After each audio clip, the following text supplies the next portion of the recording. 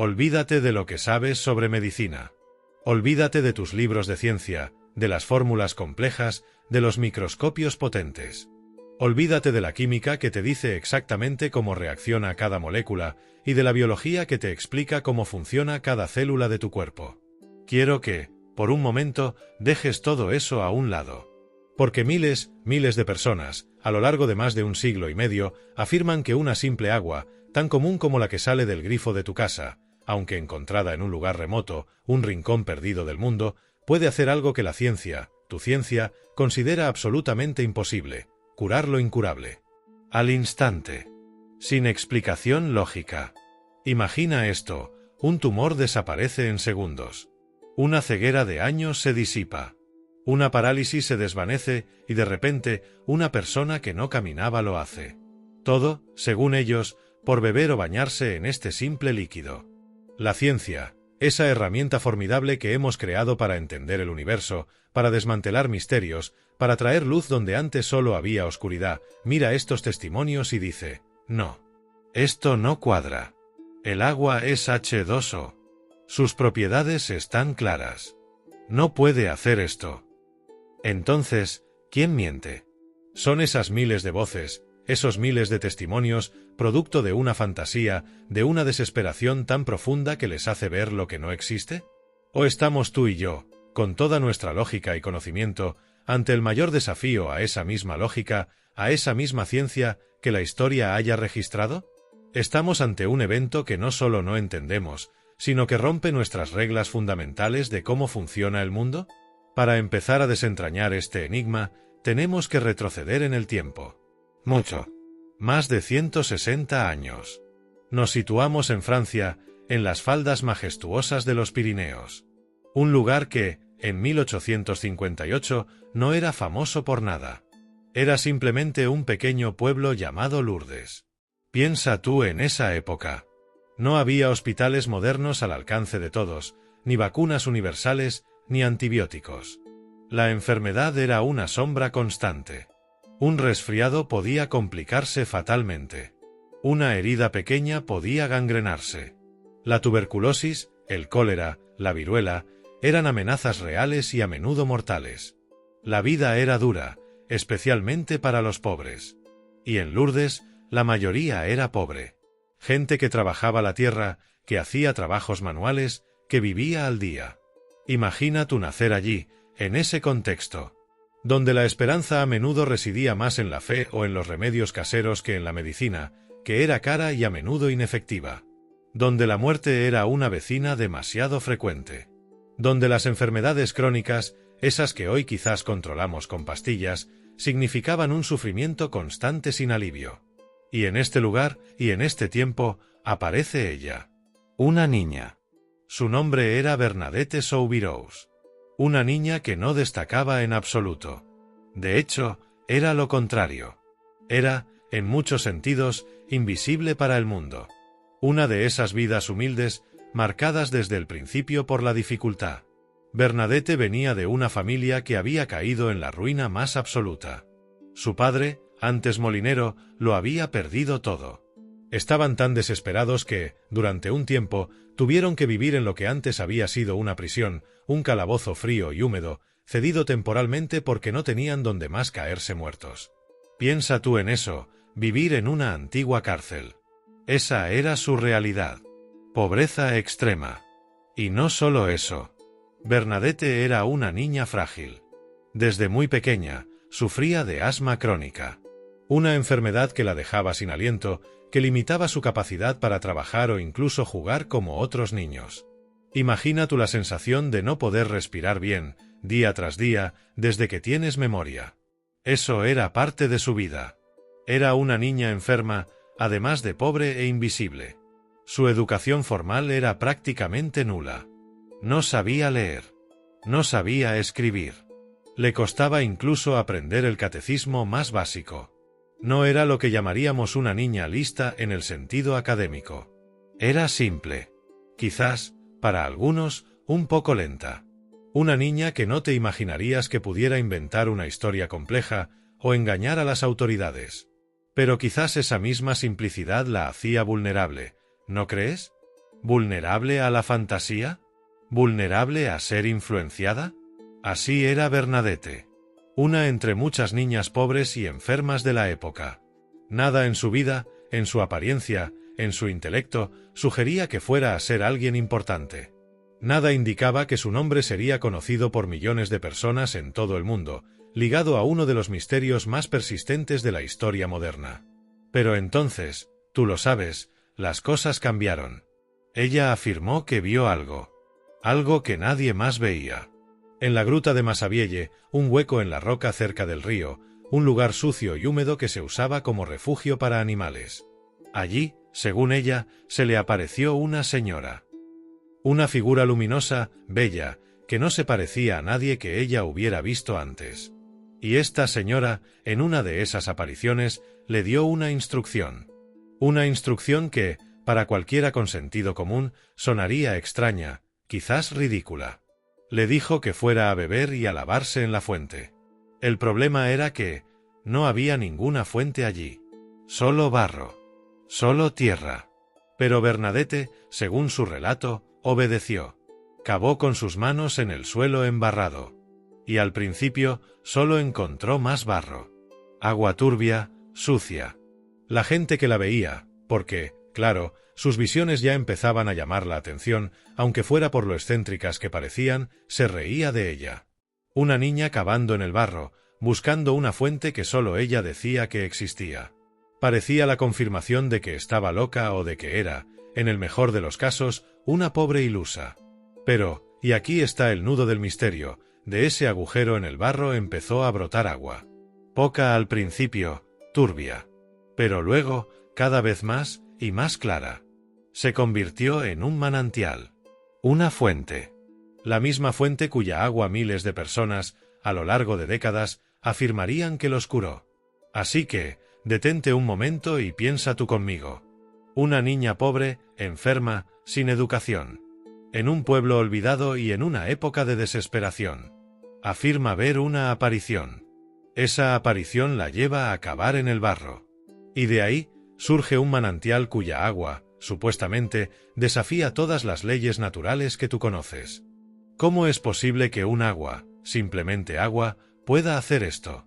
Es la manifestación de una fuerza superior, un milagro en el sentido más puro de la palabra, entregado a través de una mensajera improbable? ¿O hay una explicación más terrenal? ¿Fue esta niña tan especial, tocada por lo divino de una forma única e inexplicable? ¿O fue, quizás, tan solo una niña engañada? Engañada por su propia mente, por las circunstancias desesperadas de su tiempo, o incluso por alguien más. Esa es la pregunta. Y para empezar a buscar una respuesta, tenemos que entender mejor a esa niña. Tenemos que adentrarnos en quién era realmente Bernadette, más allá de la simple etiqueta de la niña que vio lo que nadie creía. Tenemos que explorar su mundo interior y las fuerzas que la rodeaban. Así que, ¿quién era realmente esta niña? Esta Bernadette Soubirous. Si quitamos por un momento la capa del misterio que rodea su historia, ¿qué encontramos? Encontramos a una niña que, para la mayoría de la gente en su época, era apenas visible. Un número más en el censo de la pobreza extrema. Imagina tu subida diaria en Lourdes a mediados del siglo XIX. No era un cuento de hadas, ni mucho menos. Era una lucha constante. Su familia, como ya te mencioné, había caído en desgracia. Su padre, antes un respetado molinero, lo había perdido todo. Y cuando digo todo, me refiero a la dignidad que venía con tener un oficio y un techo propio. Llegaron a un punto tan bajo, tan desesperado, que su hogar durante un tiempo fue un calabozo. Sí, has oído bien. Un calabozo. Una antigua celda de prisión, abandonada, fría, húmeda y oscura, que les prestaron porque no tenían absolutamente ningún otro lugar a donde ir. Piensa tú lo que significa crecer, aunque sea por un tiempo, en un lugar diseñado para encerrar criminales. La falta de luz, el aire viciado, la humedad constante, la sensación de estar en el fondo de la sociedad, de ser parias. Eso marcaba. Marcaba la ropa, el cuerpo y, seguramente, el alma. En ese ambiente, la salud era un lujo. Y Bernadette, tú lo sabes, no gozaba de ese lujo. Desde muy pequeña, arrastraba una enfermedad que la asfixiaba: asma. No era un simple resfriado. Era una condición crónica que le cerraba el pecho, que le robaba el aliento, que hacía que cada respiración fuera una batalla. Imagina tú esa sensación, la lucha por conseguir aire, la tos constante, la debilidad que te invade cuando tus pulmones no funcionan bien. Esta enfermedad no solo le causaba sufrimiento físico, limitaba su vida. No podía ir a la escuela con regularidad porque la tos y la falta de aire se lo impedían. No podía realizar trabajos pesados como otros niños de su edad. Tenía que quedarse al margen de muchos juegos y actividades.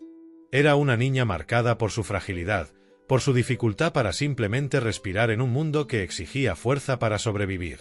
Y esta asma, tú podrías preguntarte, ¿pudo tener alguna influencia en lo que ella afirmaría ver? Las enfermedades respiratorias severas, la falta de oxígeno en ciertos momentos, pueden afectar la mente, la percepción, quizás predisponer a visiones o estados alterados de conciencia, especialmente en una niña frágil y desnutrida. Es una pregunta incómoda, lo sé. Porque si la respuesta fuera sí, ¿qué significaría eso para la historia que conocemos? Hablemos de su educación. O, mejor dicho, de su casi total falta de ella. Bernadette no sabía leer. No sabía escribir. En una época donde la mayoría de los niños de su clase social apenas recibían una instrucción básica, ella estaba aún más rezagada. Su intelecto, para algunos, no era rápido. Los intentos por enseñarle el catecismo, las bases de la fe católica, a menudo eran frustrantes. El sacerdote local la consideraba simple, lenta para comprender los conceptos religiosos. Piensa tú en las implicaciones de esto. Por un lado, su falta de educación y su aparente sencillez mental podrían ser vistas por algunos como una prueba de que no pudo haber inventado una historia compleja. ¿Cómo una niña analfabeta, que apenas entendía las oraciones básicas, podría maquinar un engaño tan elaborado, con detalles específicos y un mensaje, aunque simple al principio, que más tarde la Iglesia examinaría? Su simplicidad, para los creyentes, la hacía una candidata perfecta para ser un vaso, un instrumento puro, no contaminado por el conocimiento del mundo o la astucia. Pero, por otro lado, esa misma falta de educación y esa aparente sencillez la hacían, a los ojos de otros, fácilmente influenciable. ¿Podría haber malinterpretado algo que vio? ¿Podría haber sido sugestionada? ¿Podría haber confundido un sueño, una alucinación, quizás provocada por su enfermedad, su pobreza, su dieta deficiente, con la realidad? ¿Podría haber sido, sin siquiera darse cuenta, una marioneta en manos de alguien más, de alguien que sí tenía un plan o un deseo de crear un fenómeno? Es una posibilidad que remueve, que te obliga a cuestionar la pureza de la historia. Su vida cotidiana antes de todo esto era monótona, marcada por la necesidad.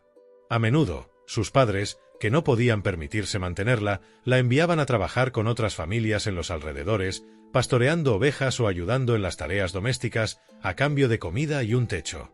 Era, en esencia, una carga para su propia familia, que la quería, sí, pero que no podía alimentarla. Imagina tú esa sensación, ser enviada lejos de tu hogar, sentirte como una boca extra que no se puede alimentar. Suma eso a la pobreza extrema, a la enfermedad que te debilita, a la falta de educación que limita tus oportunidades. Era una niña que no tenía poder, ni voz, ni futuro aparente.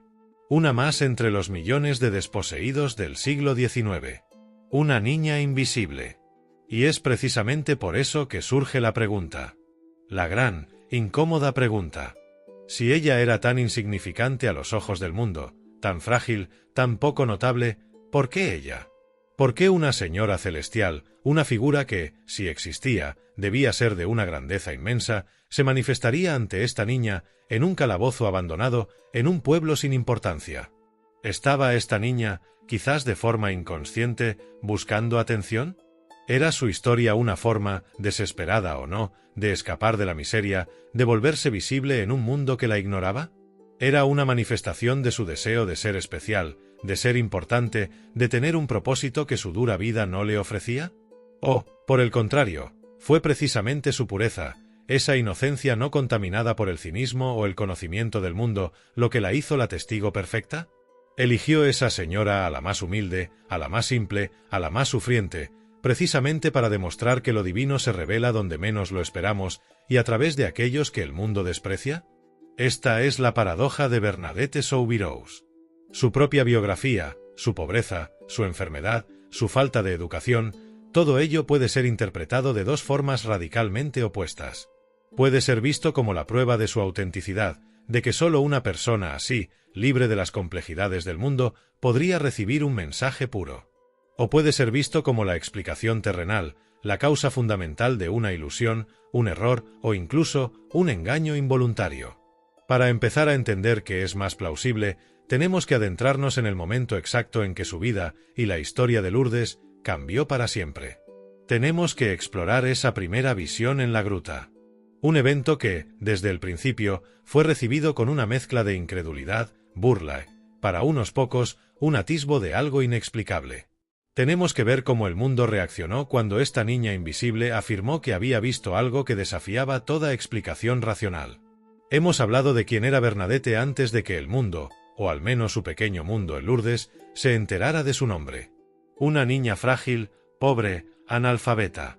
Una vida que, para la mayoría, no presagiaba nada extraordinario. Y es precisamente con esa imagen en mente que llegamos a un día específico, un día que lo cambiaría todo, aunque al principio nadie lo creyera. El 11 de febrero de 1858. Imagina tú ese día. Un jueves. Frío, como suelen ser los inviernos en los Pirineos. El cielo, quizás, encapotado. El suelo húmedo por la lluvia o la nieve reciente. Bernadette, su hermana menor, Marie Toinette, y una amiga, Gina Badie, habían salido a buscar leña. Una tarea mundana, necesaria, para ayudar a sus familias a calentarse y cocinar. Un trabajo duro para unas niñas. Se dirigieron hacia la gruta de Massabielle. Un lugar que, como ya te dije, no tenía nada de mágico ni de sagrado. Era una cavidad en la roca a la orilla del río Gab, usada por los campesinos para resguardar animales, un lugar sucio, lleno de hojas muertas, ramas y desperdicios. Un sitio al que ibas por necesidad, no por placer. Bernadette se quedó un poco rezagada.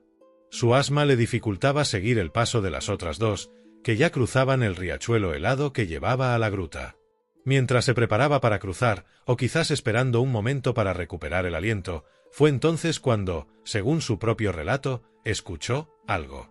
Un sonido como de viento, aunque nada a su alrededor se movía. Mira tú la escena con sus ojos, tal como ella la describiría una y otra vez, con una consistencia que desconcertaría a muchos después. Vio una luz. Una luz que no era el sol, ni un reflejo, sino algo diferente que parecía emanar de la misma gruta. Y dentro de esa luz, en un nicho alto de la roca, apareció una figura. Una señora, la llamaría ella. Vestida de blanco, con una cinta azul atada a la cintura y rosas amarillas en los pies. Tenía un rosario entre las manos. Imagina tú la mezcla de emociones. Bernadette, una niña simple, criada en la fe, aunque sin entenderla del todo.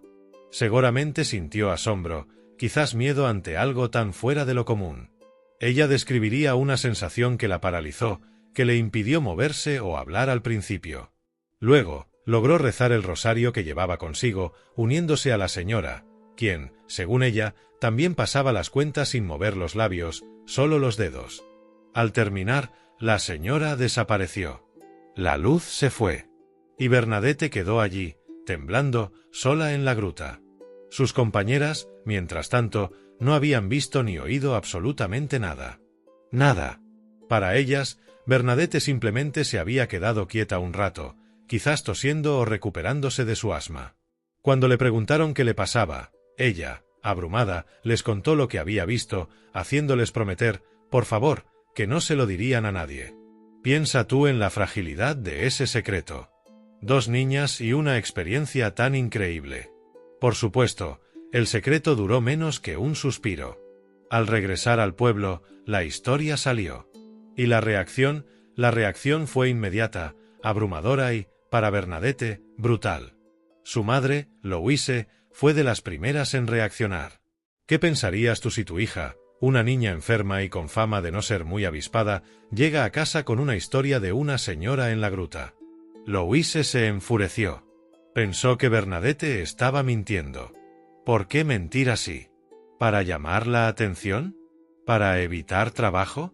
Quizás temió que la tomaran por loca, lo que solo traería más vergüenza a una familia ya humillada por la pobreza. Algunos relatos dicen que la madre llegó a pegarle a la niña. Una bofetada tras otra, exigiendo que se retractara, que dijera la verdad, que no había visto nada.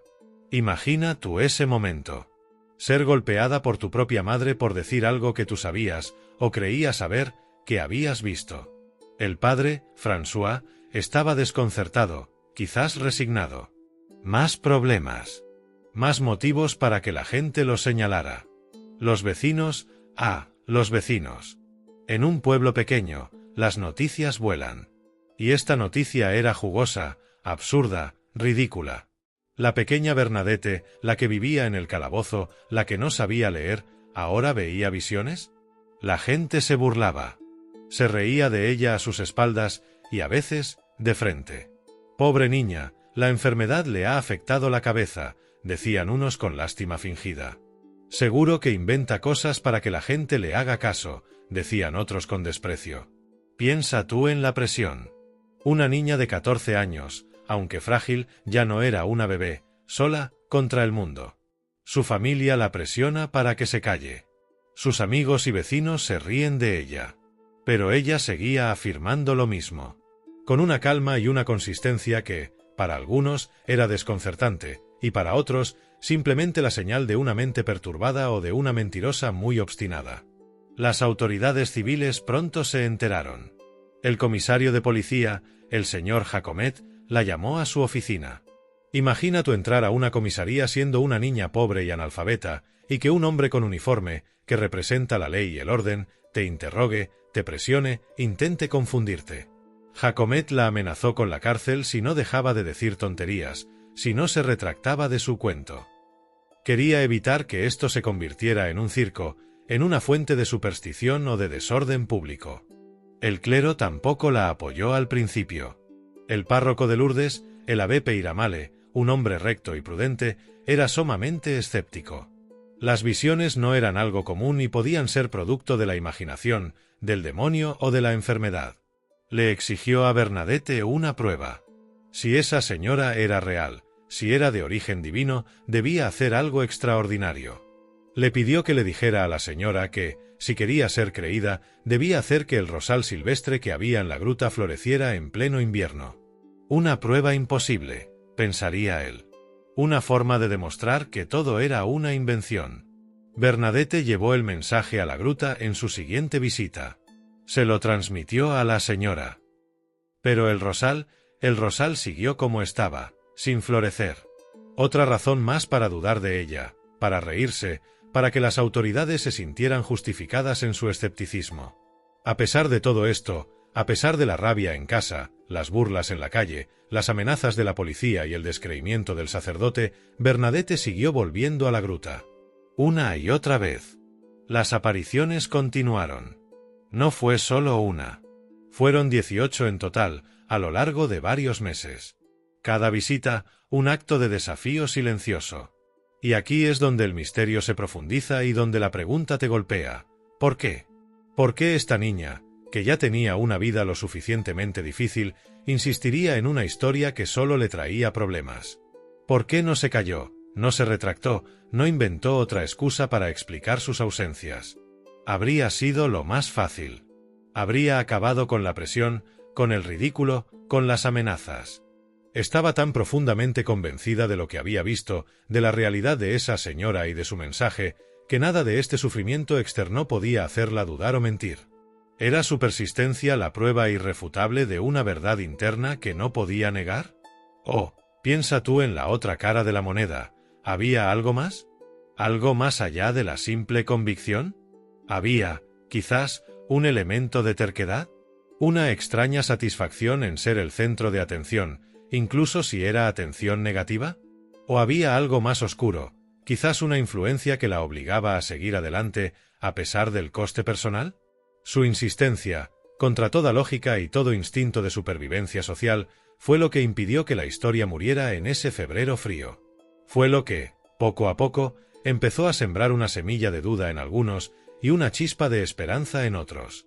Y fue lo que, finalmente, llevó a que la historia de la gruta, del agua y de las supuestas curaciones empezara a tomar una dimensión que nadie, ni la propia Bernadette, pudo haber imaginado en ese primer día de visiones y ridículo. Pero antes de las curaciones había otra instrucción, otra acción que Bernadette realizó en la gruta que parecía aún más extraña, aún más humillante que cualquier otra cosa que hubiera hecho. Y fue ese acto, aparentemente sin sentido, el que, según la historia, reveló la famosa fuente. Ya hemos visto la increíble presión a la que Bernadette fue sometida. El ridículo, el descreimiento de su familia, las amenazas de la policía. A pesar de todo eso, ella seguía volviendo a la gruta. ¿Por qué? Esa pregunta sigue resonando. Y su persistencia llevó a más apariciones, y una de ellas contenía una instrucción que, en su momento, pareció la más extraña y, quizás, la más humillante de todas. Era el 25 de marzo de 1858. La fecha, curiosamente, era el día de la Anunciación en el calendario católico, la celebración de que el ángel Gabriel le anunció a María que iba a ser madre de Jesús. Pero en la gruta, el mensaje que recibió Bernadette no tuvo nada de grandioso o teológico, al menos no en apariencia. Según el relato de Bernadette, en esa aparición, la señora le dijo algo simple, casi críptico: vaya a beber de la fuente y a lavarse en ella. Imagina tú escuchar eso. ¿La fuente? ¿Cuál fuente? Allí no había ninguna fuente visible. Solo la gruta de Massabielle, el río Gab a un lado, y el suelo húmedo y rocoso. Bernadette, confundida, miró hacia el Gab, pensando que quizás la señora se refería al río. Pero la figura le hizo un gesto, indicando otra dirección, hacia el interior de la gruta, hacia el fondo. Hacia una zona donde el suelo estaba particularmente húmedo y embarrado. Un rincón lleno de tierra mojada. Y aquí es donde la historia da un giro que desafía el sentido común y, para muchos que lo presenciaron, solo confirmó que la niña estaba delirando.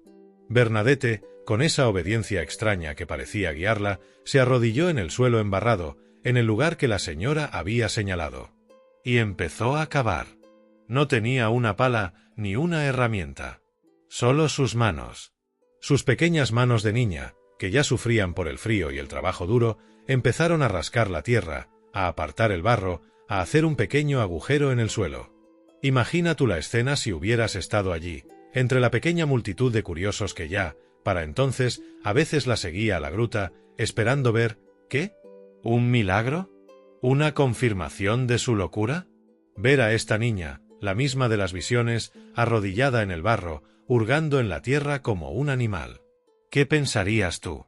Seguramente, lo mismo que muchos de los presentes. Ridículo. Pura locura.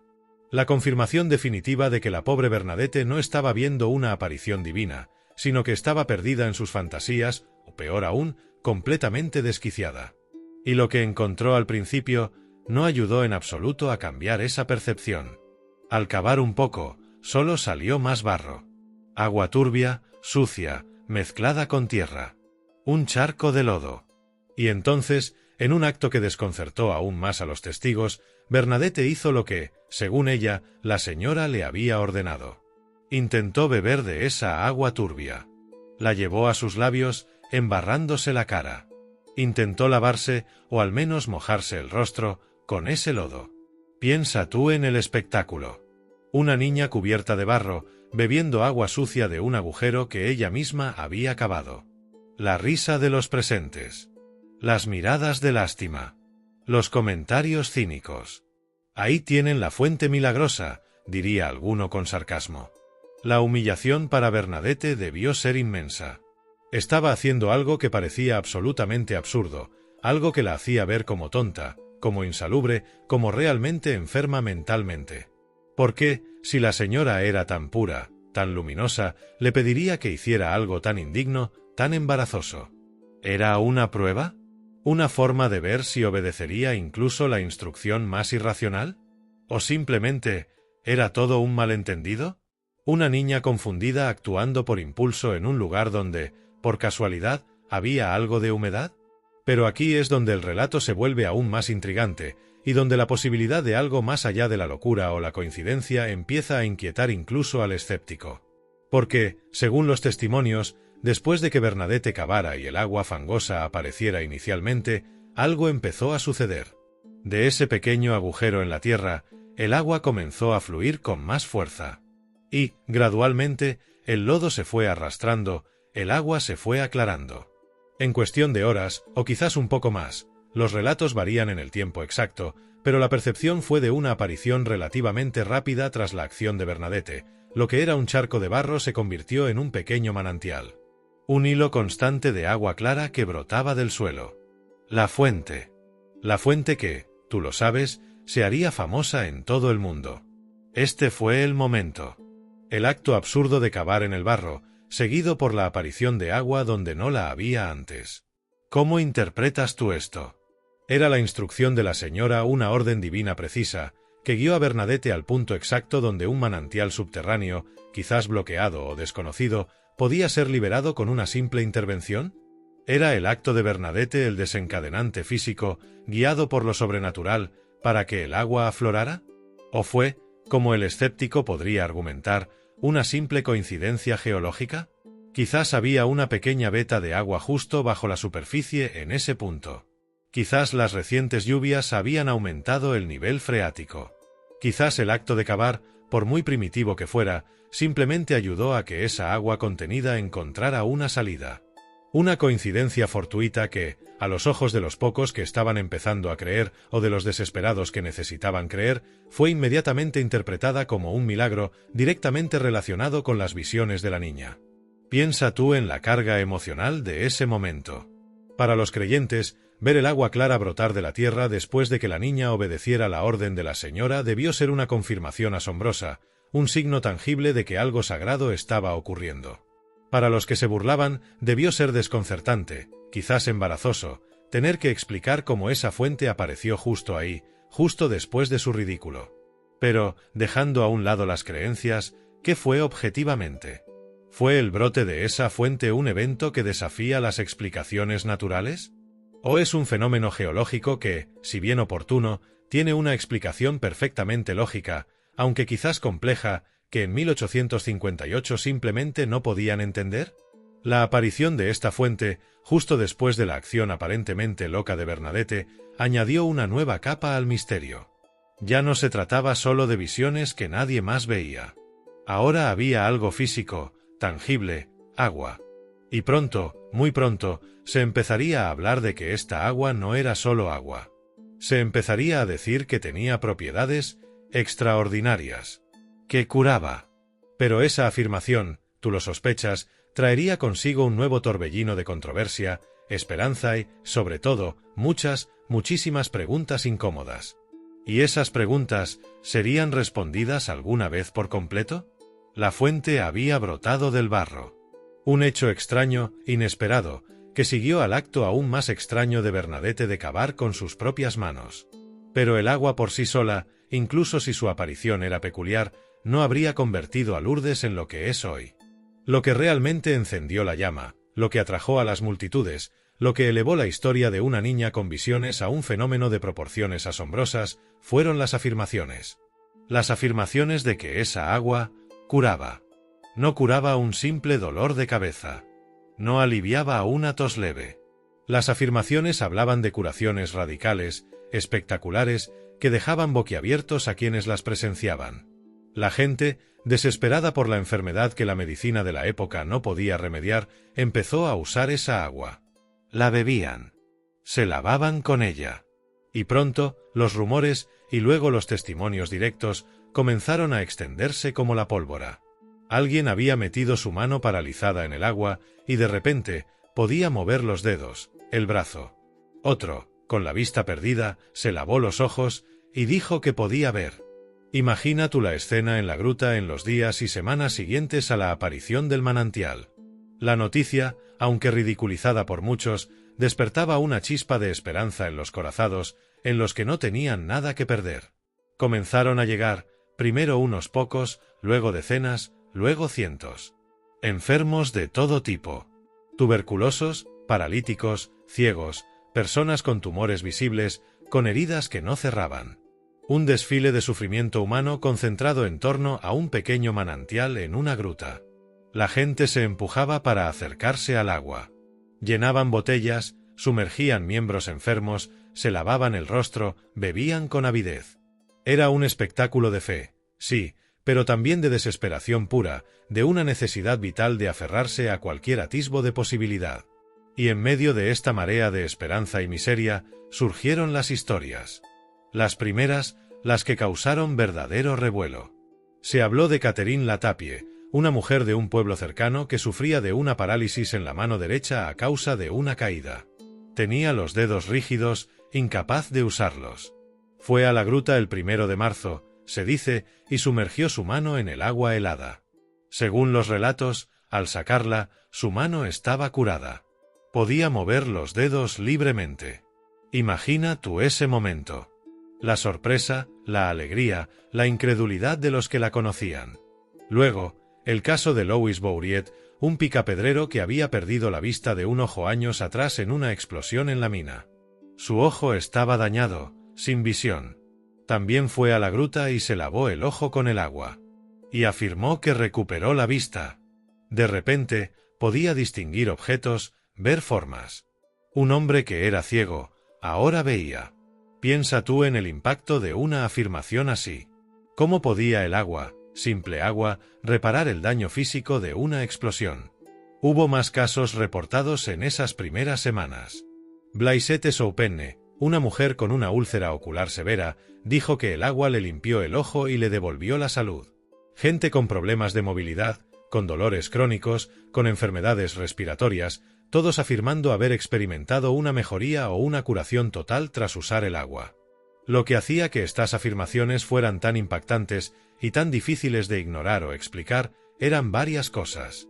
Primero, las enfermedades a menudo eran graves, muchas consideradas incurables en la medicina del siglo XIX. No eran simples molestias, eran condiciones debilitantes, a menudo con pronóstico sombrío. Segundo, la naturaleza instantánea de muchas de las supuestas curaciones. No era una recuperación gradual a lo largo de semanas o meses. Era, según los testimonios, algo que ocurría en el momento de beber el agua o de bañarse en ella. Un cambio radical e inmediato del estado enfermo al estado sano. Imagina tú presenciar eso. Ver a alguien retorciéndose de dolor o incapaz de moverse, minutos después, levantarse y caminar. Tercero, la complejidad de lo que supuestamente se curaba. No era solo aliviar un síntoma. Se afirmaba que el agua reparaba tejidos dañados, disolvía tumores, restauraba funciones corporales perdidas. Cosas que, desde una perspectiva médica, requerirían intervenciones complejas o eran simplemente imposibles. Naturalmente, estas afirmaciones no pasaron desapercibidas para los médicos de la zona y para las autoridades. Los doctores locales, hombres de ciencia, con la ciencia que había en ese tiempo, claro, estaban perplejos. Veían a pacientes que conocían, con diagnósticos claros de enfermedades incurables, que regresaban diciendo que estaban bien. ¿Qué podían pensar? Sus conocimientos médicos les gritaban que era imposible. El agua no tiene propiedades curativas para la parálisis, para la ceguza física causada por trauma, para la tuberculosis. Algunos médicos, tú lo harías si estuvieras en su lugar y tuvieras una mente lógica, sospecharon de inmediato el fraude. ¿Estaba la gente fingiendo? ¿Había un engaño coordinado? Otros, quizás más honestos en su perplejidad, simplemente no podían entender lo que estaba sucediendo. ¿Era un fenómeno nunca antes visto? ¿Estaban sus diagnósticos iniciales equivocados? ¿Faltaba algo en su conocimiento de la medicina? Las autoridades civiles, el comisario Jacomet y el alcalde, vieron esto con alarma. Ya no era solo una niña con visiones. Ahora era una multitud creciente de enfermos y peregrinos, un foco de posible infección, un imán para charlatanes y desorden. Intentaron, con todas sus fuerzas, detener el flujo de gente. Pusieron vallas alrededor de la gruta, intentaron prohibir el acceso al agua. Pero la gente encontraba maneras de llegar. La creencia, o la desesperación, era más fuerte que las barreras físicas. Piensa tú en el dilema. Tienes testimonios de gente que dice estar curada. Gente que antes veías enferma y ahora parece sana. ¿Cómo lo explicas? Aquí es donde entran las posibilidades que desafían la explicación simple del milagro. La más poderosa, quizás, es la de la sugestión, lo que hoy llamaríamos el efecto placebo. Sabemos que la mente tiene un poder asombroso sobre el cuerpo. Cuando una persona cree profundamente en algo, cuando su esperanza es inmensa y se aferra a la convicción de que va a sanar, ¿puede eso, en algunos casos, generar cambios físicos reales?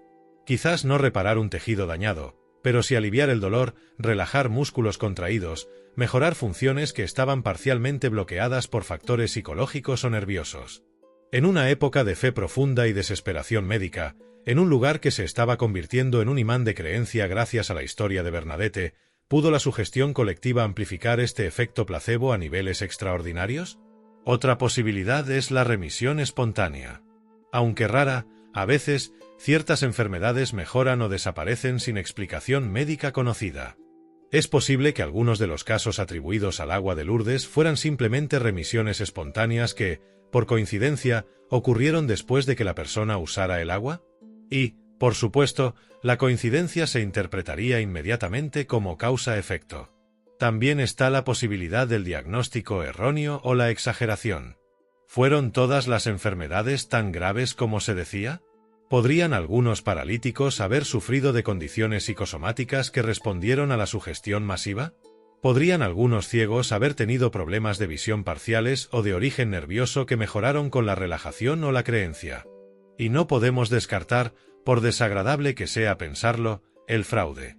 Hubo gente que fingió estar enferma y luego fingió estar curada para ganar atención, piedad o para reforzar el fenómeno en el que creían o en el que fingían creer.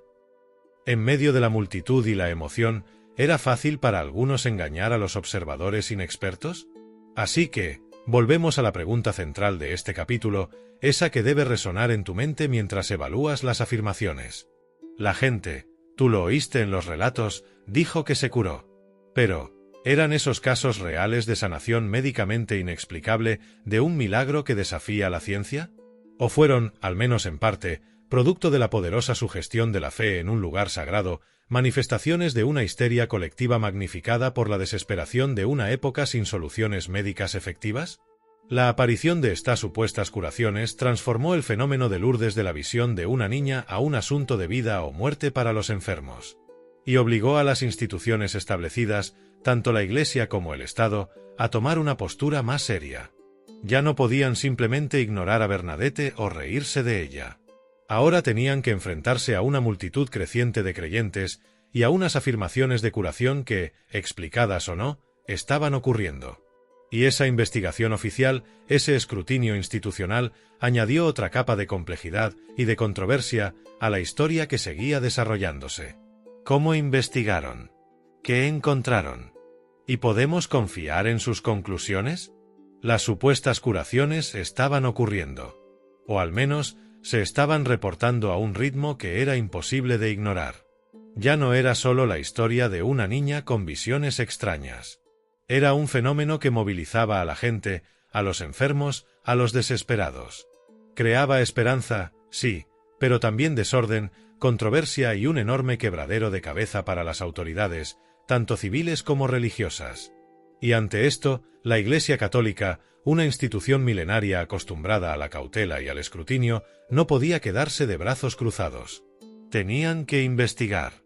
Tenían que decidir si lo que estaba pasando en Lourdes era algo real, algo que venía de arriba, o si era, como muchos sospechaban o deseaban, un engaño, una ilusión, una histeria masiva. Imagina tú la situación para el obispo de Tarbes en aquel entonces, Monseñor Laurence. Tenía un revuelo en su diócesis que atraía a la atención de toda Francia. Los informes llegaban a su escritorio. Una niña humilde que decía hablar con una señora, una fuente de agua aparecida de la nada, y gente que decía que esa agua los había curado de males incurables. Al mismo tiempo, el gobierno secular, desconfiado de las manifestaciones religiosas populares, presionaba para que se pusiera orden, para que se prohibieran las reuniones en la gruta, para que se acabara con lo que consideraban una superstición peligrosa. El obispo, con prudencia, decidió iniciar una investigación formal. La Iglesia tiene protocolos para esto, desarrollados a lo largo de siglos, aunque adaptados a cada época. No se apresuraban a declarar un milagro o una aparición como auténtica. El proceso se puso en marcha. Una comisión fue designada. Hombres de Iglesia, teólogos, canonistas, expertos en derecho eclesiástico, y sí, también se recurrió a algunos médicos para examinar los casos de supuestas curaciones. Piensa tú cómo sería esa investigación a mediados del siglo XIX. No tenían cámaras de vídeo para grabar testimonios. No tenían resonancias magnéticas para ver el interior del cuerpo antes y después de una supuesta curación. No tenían análisis de sangre sofisticados para confirmar diagnósticos con la precisión de hoy. Su método se basaba, en gran medida, en la entrevista, el testimonio oral, el examen clínico básico, lo que el médico podía ver y palpar, y sobre todo, en el juicio prudente de los hombres encargados. Bernadette fue sometida a interrogatorios exhaustivos. Múltiples veces. No una, ni dos, ni tres. Decenas de veces a lo largo de varios años. Piensa tú en esta niña campesina, sin educación, sentada ante hombres cultos, eruditos, que la bombardeaban a preguntas. Querían ver si se contradecía. Querían ver si su historia cambiaba con el tiempo. Querían saber qué decía exactamente la señora, para asegurarse de que no hubiera nada herético o contrario a la doctrina católica. Querían saber si alguien la había influenciado, si había leído o escuchado sobre otras apariciones, algo que ella negaba vehementemente, y su analfabetismo y aislamiento lo hacían plausible, aunque no imposible. Y, según los relatos, Bernadette mantuvo su historia con una simplicidad y una consistencia asombrosas. Siempre decía lo mismo. Describía a la señora con los mismos detalles. Repetía las mismas frases que supuestamente había escuchado: idea beber, penitencia, penitencia, penitencia, y la famosa yo soy la Inmaculada Concepción. Su falta de conocimiento teológico parecía reforzar su credibilidad para los investigadores eclesiásticos. ¿Cómo podría una niña así inventar algo que encajaba, sin saberlo, con un dogma declarado recientemente por el Papa? Sí, porque hubo un momento crucial en las apariciones, tú lo recordarás, en el que la señora supuestamente le dijo su nombre, que soy era Inmaculada Concepción, en el dialecto local. Yo soy la Inmaculada Concepción. Este fue un punto de inflexión para la Iglesia. El dogma de la Inmaculada Concepción, que sostiene que María nació sin mancha de pecado original, había sido definido por el Papa Pío IX solo 4 años antes, en 1854. Era un concepto relativamente nuevo y, pensaban los investigadores, casi imposible que una niña campesina como Bernadette, que apenas entendía el catecismo, lo supiera y mucho menos, lo atribuyera a la señora. Para muchos dentro de la Iglesia, esta frase fue una prueba poderosa, casi definitiva, de que la aparición era auténtica.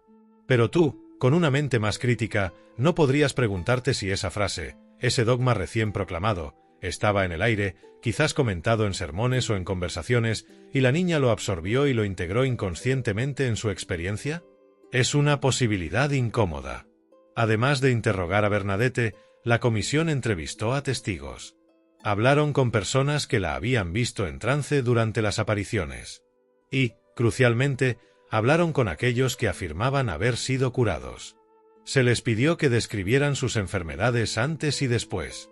Se consultó a médicos que los habían tratado antes, si lo sabía, y a médicos que los examinaron después. Pero aquí está la controversia principal de este proceso desde una perspectiva moderna. Los criterios médicos de la época no eran los de hoy. Un médico podía examinar un miembro paralizado y constatar que ahora se movía. Podía escuchar a alguien que decía que ya no tosía sangre. Pero, ¿tenían registros detallados y verificables del estado antes? Se realizó un seguimiento a largo plazo para confirmar que la curación era permanente y completa, sin recaídas. Se descartaron de forma rigurosa todas las posibles explicaciones naturales, incluyendo las que la medicina de entonces quizás ni siquiera entendía bien, como el alcance del efecto psicosomático. Los criterios de la Iglesia para validar una aparición y los fenómenos asociados, como las curaciones, en aquel tiempo se basaban en varios pilares: la coherencia y credibilidad del vidente, la ortodoxia del mensaje, la ausencia de fraude evidente y, sobre todo, los frutos del fenómeno. ¿Llevaba a una mayor fe, a conversiones, a una vida más piadosa? Y las curaciones se consideraban como un signo, una confirmación divina, si parecían inexplicables para la ciencia de la época y eran permanentes. Pero, tú podrías argumentar, ¿Eran sus métodos lo suficientemente rigurosos para distinguir un verdadero milagro de una remisión espontánea, de un efecto placebo masivo en una población desesperada, o incluso de un fraude bien ejecutado en algunos casos? ¿Era la ciencia del siglo XIX lo suficientemente avanzada como para dictaminar con total certeza que era médicamente inexplicable? Durante los casi 4 años que duró la investigación, desde 1858 hasta 1862, la presión del gobierno civil continuó. Se llegó a cerrar la gruta con una verja, lo que provocó la indignación popular y un enfrentamiento con la autoridad religiosa local. Este pulso entre la Iglesia y el Estado añade otra capa a la pregunta sobre los motivos de la validación. ¿Validó la Iglesia las apariciones y la fuente únicamente porque creyó en su origen sobrenatural tras una investigación sincera? ¿O influyó también el hecho de que el fenómeno de Lourdes se había convertido en un movimiento popular imparable, una fuente de devoción masiva, quizás incluso un punto de resistencia frente a un gobierno secular hostil? ¿Fue la validación, al menos en parte, una jugada institucional prudente para abrazar y controlar un fenómeno que, de todos modos, iba a seguir creciendo? Finalmente, el 18 de enero de 1862, Monseñor Laurence hizo pública su conclusión. Tras considerar todos los elementos, declaró solemnemente la autenticidad de las apariciones de la Santísima Virgen María a Bernadette Soubirous en la gruta de Massabielle. Validó el origen sobrenatural de la fuente de agua. Y autorizó la veneración pública en el lugar. Para los creyentes, este fue el sello oficial, la confirmación esperada de que Lourdes era verdaderamente un lugar de milagro. Para los escépticos, fue la validación institucional de lo que veían como superstición, una señal de que la Iglesia había cedido a la presión popular o había realizado una investigación insuficiente, sesgada por el deseo de encontrar un milagro. Y esa es la pregunta clave que tú debes considerar ahora, al evaluar la historia hasta este punto. La Iglesia, después de años de investigación, declaró que todo era auténtico, que las apariciones eran de la Virgen María y la fuente era milagrosa. Pero, con la ventaja de la perspectiva histórica y el conocimiento científico moderno, ¿fue su investigación, con los criterios y herramientas de la época, realmente rigurosa para los estándares que aplicaríamos hoy para probar algo tan extraordinario? Estaban, genuinamente, buscando la verdad científica y objetiva de lo que ocurría en cada curación reportada, o estaban, al mismo tiempo, validando un fenómeno religioso que, más allá de su origen, ya estaba atrayendo a multitudes y reforzando la fe en un tiempo de desafíos? La declaración de la Iglesia abrió las puertas.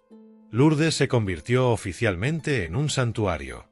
Y las curaciones siguieron ocurriendo. O, mejor dicho, siguieron siendo reportadas. Y a medida que la ciencia avanzaba, también lo hacía el escrutinio sobre lo que sucedía en Lourdes. ¿Cómo se enfrentaría el naciente método científico a las afirmaciones persistentes de milagros en un lugar ahora validado por una de las instituciones más antiguas del mundo? ¿Sería capaz la ciencia de explicar lo que la Iglesia había declarado inexplicable? Y si no, ¿qué significaría eso realmente? La Iglesia había hablado en 1862. La validación oficial convirtió a Lourdes de un lugar de visiones controvertidas a un santuario reconocido. Y la gente siguió llegando. No solo los de los alrededores, sino de toda Francia, y luego de toda Europa, y finalmente, de todo el mundo. Hoy, tú lo sabes, Lourdes es uno de los centros de peregrinación más grandes del planeta. Millones de visitantes cada año, muchos de ellos, o quizás tú mismo alguna vez, buscando exactamente lo mismo que buscaban aquellos primeros peregrinos: esperanza. Esperanza de curación. Lourdes hoy es un lugar complejo. Hay fe profunda, devoción, servicios religiosos constantes. Pero también hay una infraestructura masiva para acoger a los enfermos, hospitales adaptados y una organización logística que mueve a miles de personas, muchas en condiciones muy frágiles. Y en medio de todo esto, la fuente sigue fluyendo. El agua sigue siendo el centro, el punto de contacto al que acuden los que buscan alivio. Pero, ¿qué hay de las curaciones en la actualidad? En la era de la medicina moderna, de los diagnósticos precisos, de las pruebas de imagen que nos permiten ver el interior del cuerpo con un detalle asombroso, ¿siguen ocurriendo esos fenómenos que la ciencia del siglo XIX no podía explicar? ¿O ha disipado el avance científico el misterio, demostrando que todo tenía, o tiene, una explicación natural? La Iglesia, consciente del escepticismo del mundo moderno y de la necesidad de un escrutinio más riguroso, estableció una estructura para examinar las reclamaciones de curación. Se llama la Oficina de Constataciones Médicas, el Bureau des Constatations Médicales en francés. Este es un lugar donde cualquier persona que crea haber experimentado una curación extraordinaria en Lourdes puede presentar su caso. Y es aquí donde la ciencia, o al menos el método científico aplicado a un fenómeno religioso, entra en juego de una manera mucho más formal que en el pasado. Imagina tú el proceso. Alguien, quizás tú si estuvieras enfermo y fueras a Lourdes con fe, cree que se ha curado de una enfermedad grave. No es solo que se sienta un poco mejor. Es que, según tu propia percepción o la de quienes te conocen, la enfermedad ha desaparecido o ha remitido de forma total e inesperada después de tu visita. Vas a esta oficina de constataciones médicas. Allí te reciben médicos voluntarios. Es importante destacar esto. Son médicos profesionales, a menudo de diversas nacionalidades y con diferentes niveles de fe o escepticismo. Su trabajo no es declarar un milagro, su trabajo es aplicar un filtro médico y científico. El primer paso es presentar pruebas. No basta con decir estoy curado. Debes tener un diagnóstico médico claro y documentado antes de ir a Lourdes. Informes de especialistas, resultados de pruebas, escáneres, análisis. Cuanto más detallada y objetiva sea la documentación de tu enfermedad antes de la supuesta curación, mejor. Los médicos de la oficina inicial estudian estos documentos y te examinan después de la curación reclamada. Comparan el antes y el después basándose en la evidencia médica. Si los médicos de la oficina inicial consideran que la curación es, a primera vista, objetiva y significativa, el caso pasa a un nivel superior. A un comité médico más amplio, a menudo internacional, formado por especialistas en diversas áreas. Este comité realiza un examen aún más exhaustivo. Reúnen más documentación médica, consultan a expertos independientes y, lo más importante, exigen un seguimiento a largo plazo. Una curación en Lourdes no se considera inexplicable si la enfermedad regresa. Deben pasar años, a menudo 5 o 10 años, para confirmar que la curación es permanente y completa, sin rastro de la enfermedad original. Ahora, aquí es donde los criterios modernos se vuelven realmente estrictos y donde la controversia persiste incluso hoy. Para que una curación sea considerada médicamente inexplicable por estos comités, debe cumplir varias condiciones clave.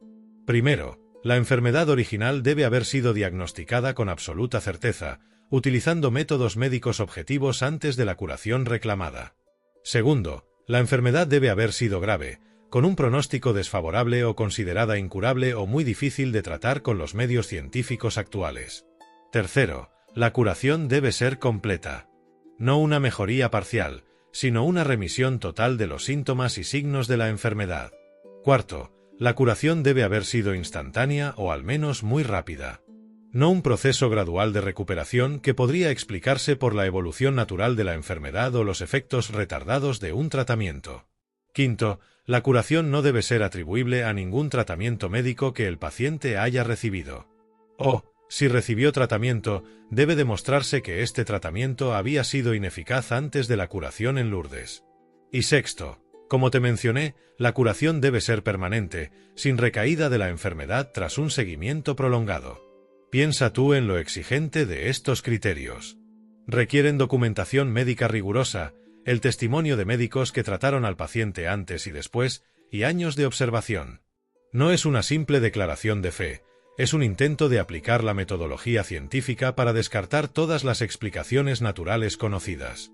Y a pesar de que millones de enfermos han visitado Lourdes a lo largo de las décadas desde que se establecieron estos procesos más rigurosos, y miles, quizás decenas de miles, han reclamado haber sido curados, el número de casos que han pasado todo este filtro médico y han sido oficialmente reconocidos por la Iglesia como milagros es sorprendentemente bajo.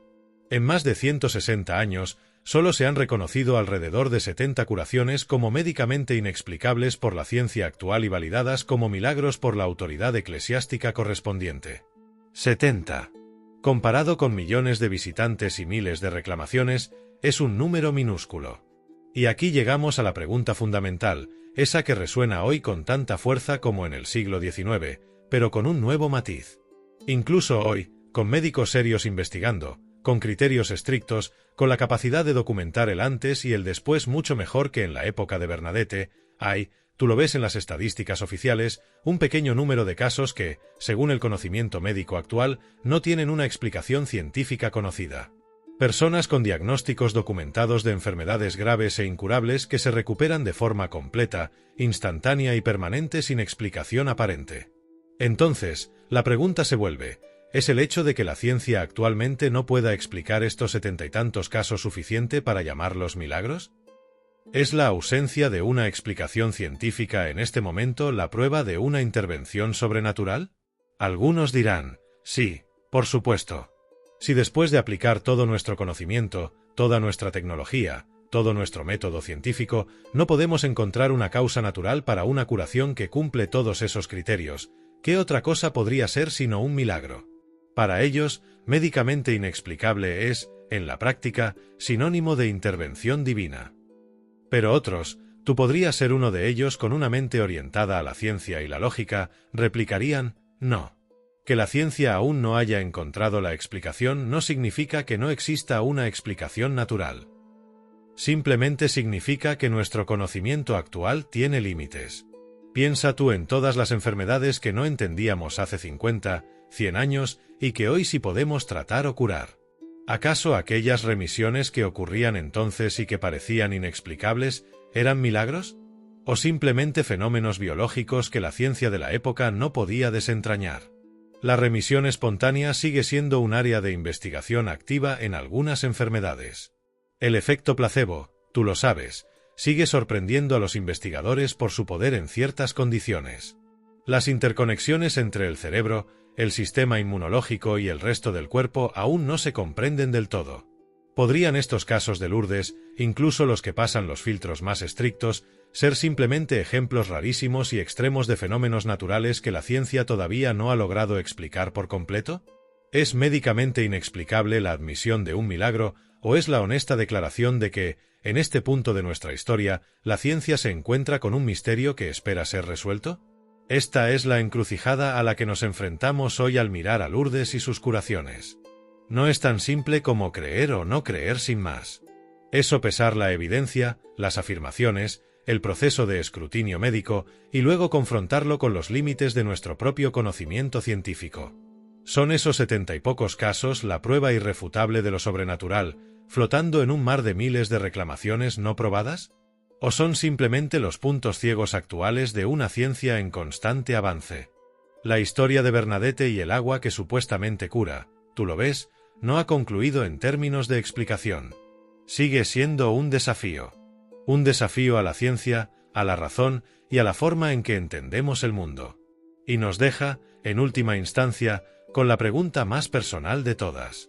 Después de recorrer este camino, de escuchar la historia de la niña, la fuente, las curaciones reclamadas, la investigación histórica y el escrutinio moderno, ¿qué conclusión sacas tú? ¿Crees que es posible que un agua, un lugar, sea un vehículo para la intervención divina, capaz de realizar lo que la ciencia considera imposible?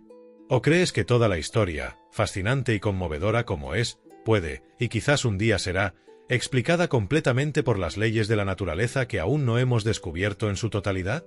Esa es la pregunta. Y es una que solo tú puedes responder para ti mismo. Hemos recorrido un camino fascinante. Hemos viajado en el tiempo a un pequeño pueblo en los Pirineos, a mediados del siglo XIX. Hemos conocido a Bernadette Soubirous, la niña invisible, frágil y sin educación, cuya vida humilde fue sacudida por visiones que solo ella veía. Hemos explorado la extraña aparición de un manantial de agua después de que ella cavara en el barro, un acto que parecía una locura para quienes la rodeaban. Hemos sido testigos de las asombrosas y dramáticas reclamaciones de curación que surgieron de esa agua, sanaciones supuestamente instantáneas de enfermedades que la ciencia de la época no podía tratar.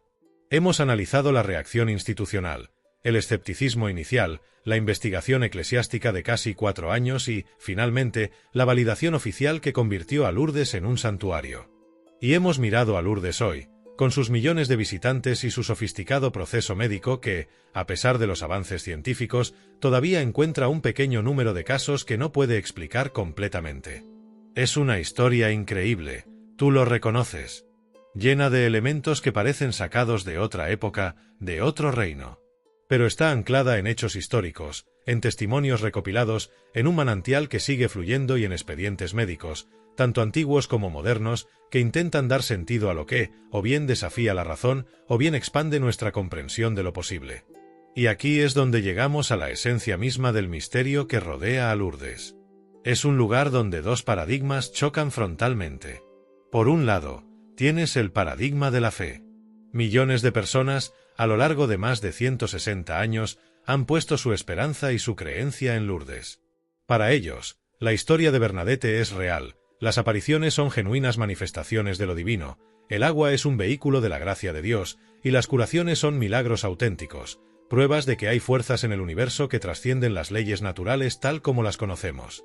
Su fe les da consuelo, esperanza y, para muchos, una forma de interpretar el sufrimiento y encontrar sentido. Para ellos, la explicación es clara, Dios actúa en Lourdes. Pero por otro lado, tú lo sabes, existe el paradigma de la ciencia y la razón.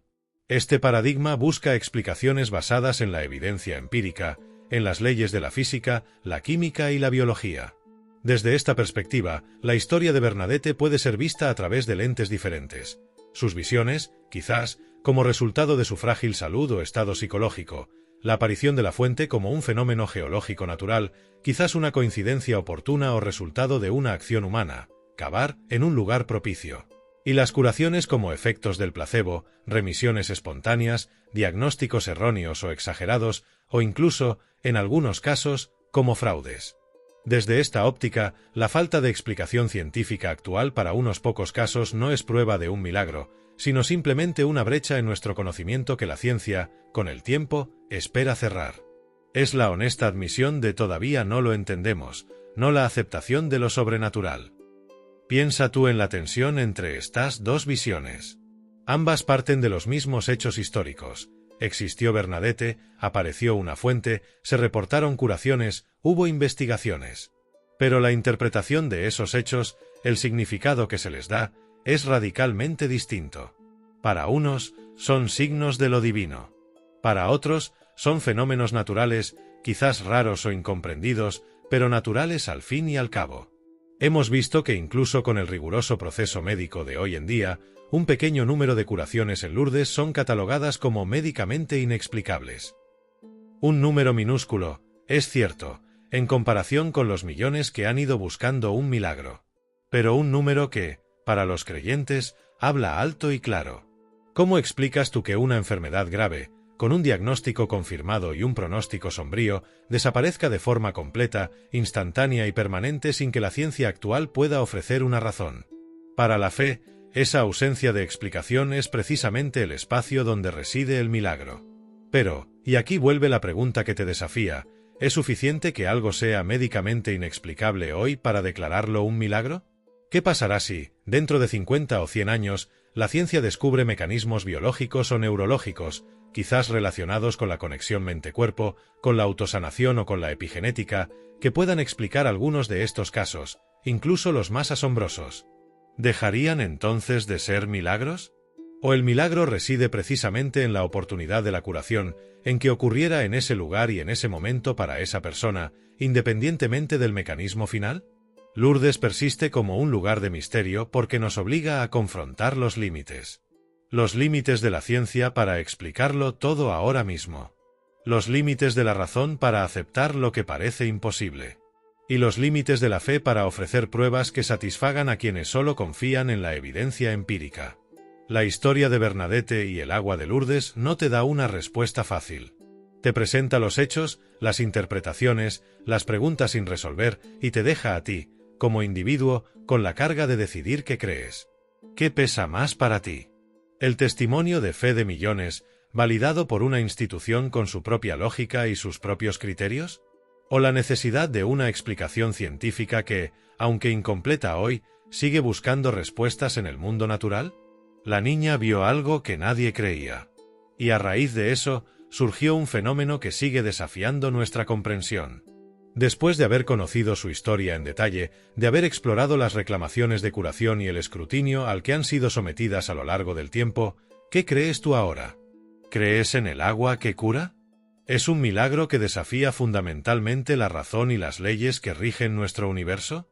¿O es un fenómeno complejo, quizás una combinación de fe, sugestión, remisiones espontáneas y procesos naturales aún desconocidos que la ciencia simplemente no logra descifrar por completo, todavía?